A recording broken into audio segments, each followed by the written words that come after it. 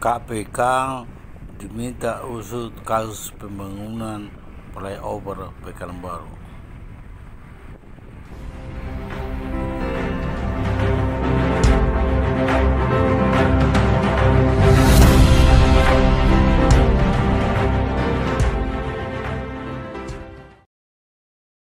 KPK wajib bertindak.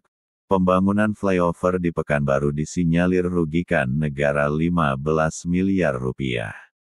Pekanbaru, TV Riau bangkit. Pembangunan flyover di Ska dan Simpang Pasar Pagi Arengka diduga tidak memiliki AMDAL Lalin, padahal ketentuannya untuk membangun harus memilikinya.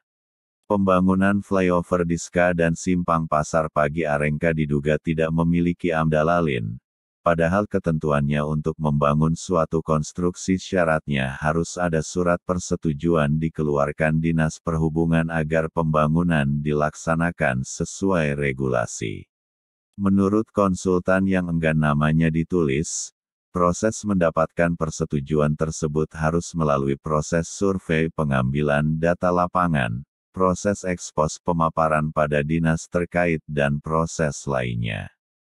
Setelah proses ini dijalankan, maka dikeluarkan surat persetujuan dari dinas terkait dalam hal ini yakni Dinas Perhubungan menyetujui konsultan melaksanakan AMDAL Lalin tersebut PT Nusa Karya Dupama. Dan CV Gatra Konsulta.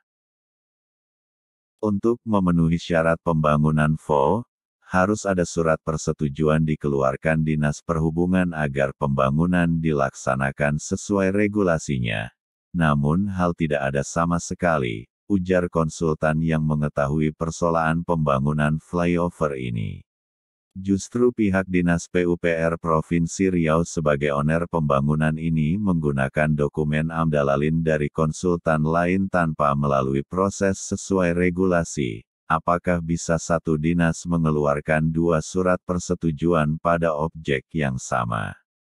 Akan tetapi pada pembangunan flyover di dua tempat di Pekanbaru di Jalan Soekarno-Hatta Jalan Tuanku Tambusai dan Jalan Soekarno-Hatta Jalan Subrantas Pekanbaru diduga tidak menggunakan dokumen AMDAL Lalin yang sudah disetujui Dinas Perhubungan, jelasnya.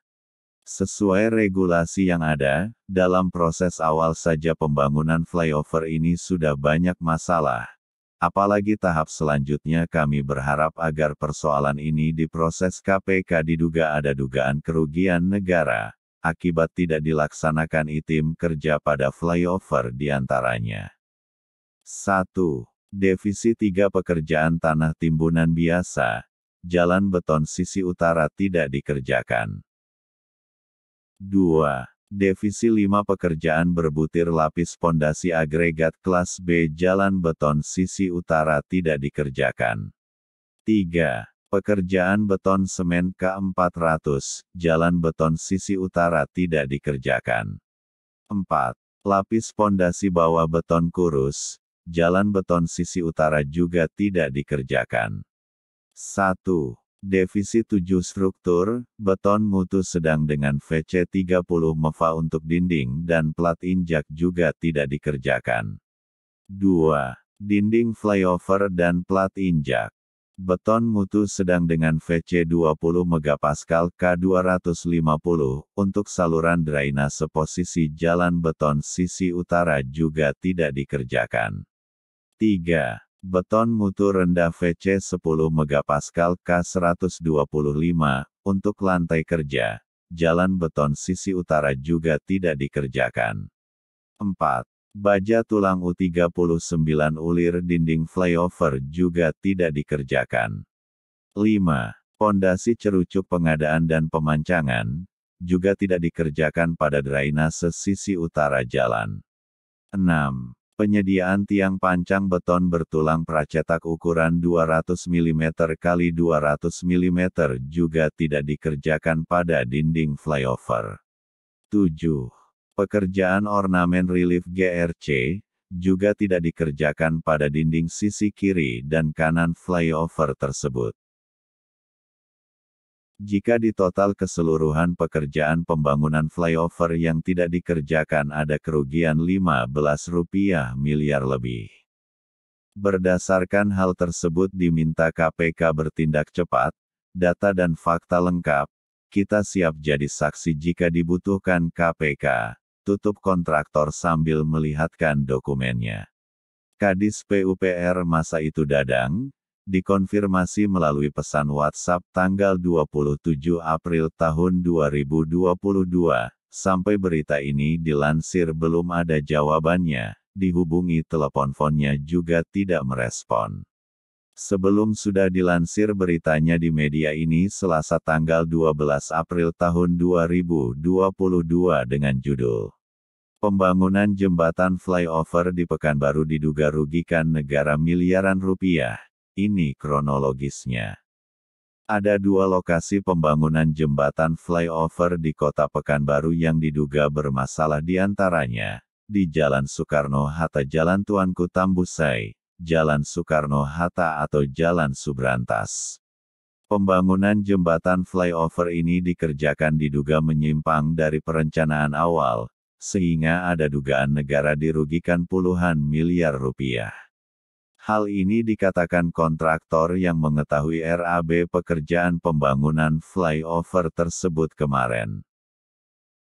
Menurut kontraktor yang enggan namanya ditulis, KPK harus bertindak.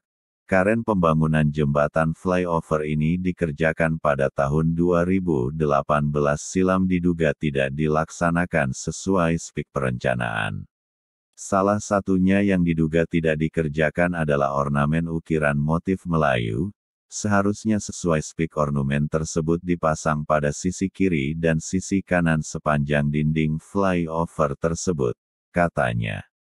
Menurutnya, ornamen tersebut merupakan ikon dan ciri khas pada flyover di Pekanbaru agar pengendara bisa rileks saat melihat ukiran tersebut. Selain itu tujuannya adalah untuk mengatasi kemacetan.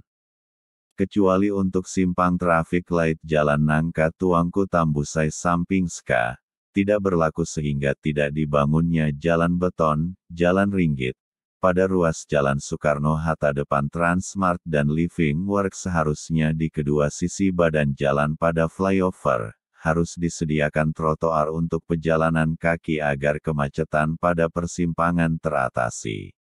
Dengan tidak dibangunnya sesuai rencana awal, tentunya banyak hal yang dirugikan, terutama kenyamanan bagi pengendara dan pejalan kaki yang tidak memiliki fasilitas trotoar.